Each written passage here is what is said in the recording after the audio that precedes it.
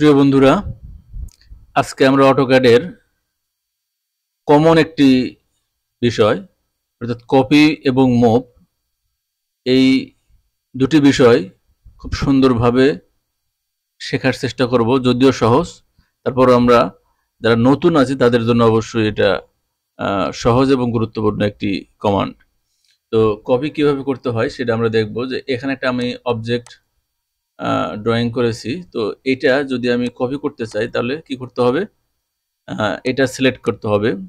এরপরে CP CP লিখে inter করতে হবে। সিপি মানে হচ্ছে কপি। তো ইন্টার করার পরে অবজেক্টের যে কোনো জায়গায় আমি ধরতে পারি। ধরে সেন্টার পয়েন্টে ধরলে যে সেন্টার পয়েন্টের চিহ্নটা সেন্টার যে চিহ্ন সেটা চলে আসছে। এখানে ক্লিক করলে এটা এটা ধরে যাবে। এখানে আপনার কার্সর আর কিচ্ছু করতে হবে না। অর্থাৎ এখানে ক্লিক করার পরে আপনি যেদিকে নিয়ে যাবেন সেদিকেই যাবে। যেদিকে ক্লিক করতেছি সেদিকেই যাচ্ছে। তো এটা এখন অর্থ মোডে রয়েছে। অর্থ মোড অর্থাৎ F8 চাপলে এটা F8 তে অর্থ মোড অন হয়। তো এটা যখন অন করা হবে তখন এটা সোজা চারদিকে, অর্থাৎ এটা 90 ডিগ্রি অ্যাঙ্গেলে সোজা অবস্থায় সবসময় থাকবে।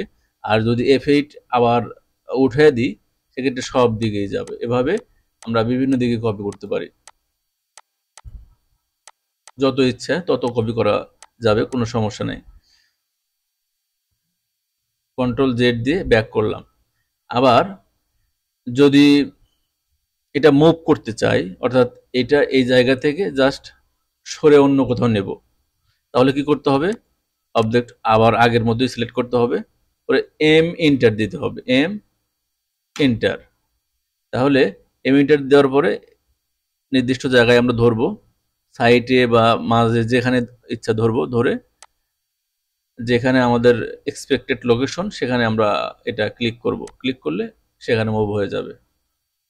খুব ইজি এবং এটা গুরুত্বপূর্ণ একটি বিষয় অটোক্যাডের ক্ষেত্রে। যারা মানে প্রথম অবস্থায় যারা শিখছি তাদের জন্য অবশ্যই অনেক গুরুত্বপূর্ণ। ধন্যবাদ। সবাই পাশে থাকবেন, সাবস্ক্রাইব করবেন। আমি নতুন নতুন বিষয় সবসময় আপনাদেরকে উপহার দেব ইনশাআল্লাহ।